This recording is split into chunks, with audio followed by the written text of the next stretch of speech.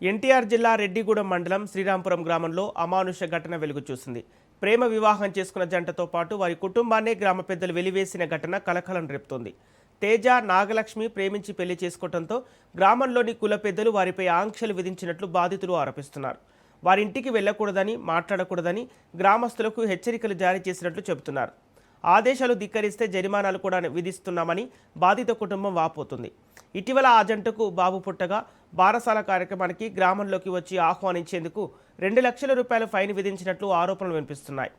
ఈ ఘటనపై పోలీసులకు ఫిర్యాదు చేసినా స్పందన లేదని బాధితులు ఆవేదన వ్యక్తం చేస్తున్నారు.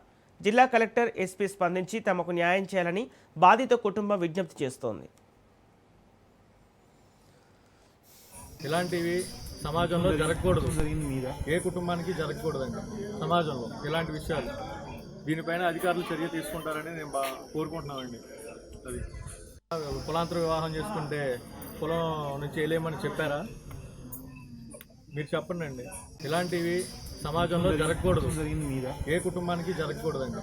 సమాజంలో ఇలాంటి విషయాలు దీనిపైన అధికారులు చర్య తీసుకుంటారని నేను కోరుకుంటున్నామండి. అది కులాంతర వివాహం చేసుకుంటే కులం నుంచి వెళ్ళేమని చెప్పారా? మీరు చెప్పండి అండి. ఇలాంటివి సమాజంలో జరగకూడదు, ఏ కుటుంబానికి జరగకూడదు.